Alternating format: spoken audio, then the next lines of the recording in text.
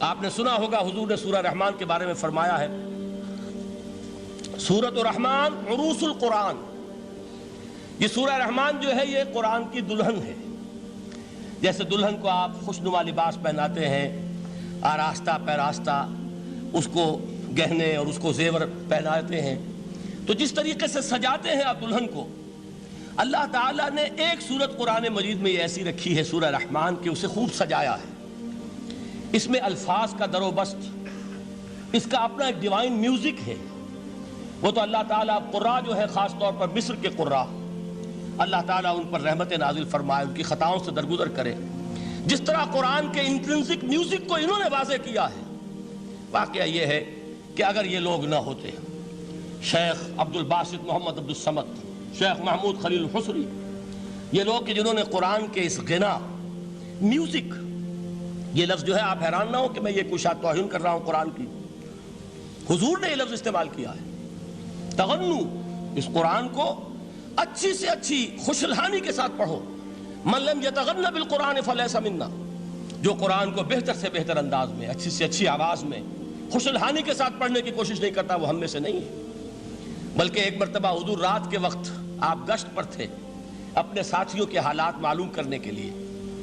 حضرت ابو موسیٰ اشعری رضی اللہ تعالیٰ عنہ ایک صحابی ہیں، ان کے گھر کے پاس سے گزر ہوا، وہ رات کو تہجد پڑھ رہے تھے، کھڑے ہوئے کیف کے عالم میں قرآن تلاوت کر رہے ہیں۔ حضور کو بہت پسند آئی ان کی قرات، کافی دیر تک وہاں کھڑے سنتے رہے۔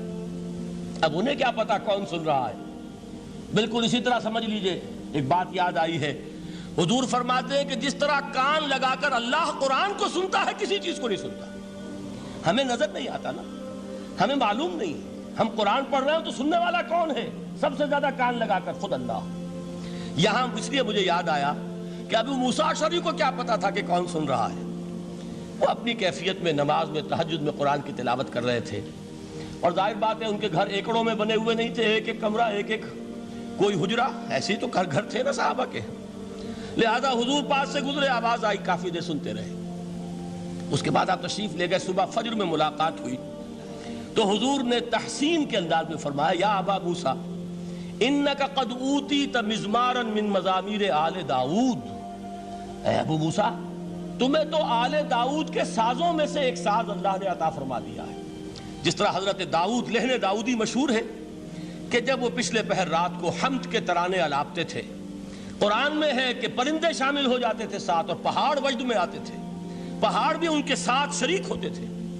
تو جس طرح کا اللہ نے ان کو لہن عطا فرمایا تھا، حضور نے تحسین کے انداز میں فرمایا ہے ابو موسیٰ اشعری، اللہ نے تمہیں بھی آل داؤد کے سازوں میں سے ایک ساز عطا فرمایا۔ بہرحال قرآن مجید کا جو یہ میوزک ہے، قرآن کے الفاظ کا جو حسن ہے، جہاں تک حسن معنوی ہے وہ تو ہر لفظ میں ہے، لیکن یہ حسن ظاہری، حسن صوتی، حسن لفظی، یہ اپنے کلائمیکس پر آپ کو نظر آئے گا سورہ رحمان میں۔ لیکن قرآن میں یہ سورت اس اعتبار سے بھی ممتاز ہے، اس کی 4 آیات پر ذرا توجہ کریں گے، عجیب حقائق سامنے آئیں گے۔ جہاں یہ قرآن مجید کے حسن صوت اور حسن لفظی کی معراج ہے، وہیں اس کی پہلی 4 آیات میں 4 چوٹی کی چیزوں کا ذکر ہے، سب سے اونچی چیزیں۔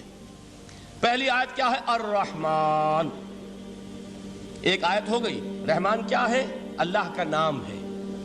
کبھی آپ نے غور کیا اللہ کے ناموں میں سب سے پیارا نام کون سا ہوگا؟ رحمان۔ کیوں؟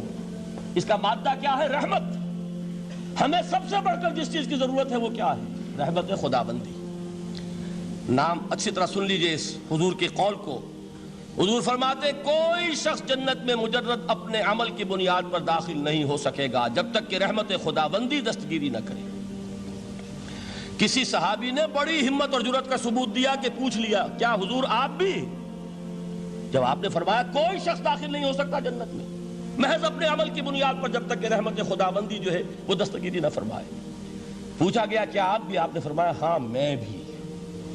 آپ انداز کیجئے کہ اگر محمد الرسول اللہ بھی رحمت خداوندی کے ضرورت مند ہوں تو تاب دیگراں چے رسد، ہماری تو سب سے بڑی ضرورت رحمت خداوندی ہے۔ اب یہ رحمت جو ہے قرآن مجید میں اللہ تعالیٰ کی یہ شان 2 الفاظ کے ذریعے سے آتی ہے، رحیم اور رحمان، اور کوئی مادہ نہیں ہے جس سے 2 نام بنتے ہوں اللہ کے۔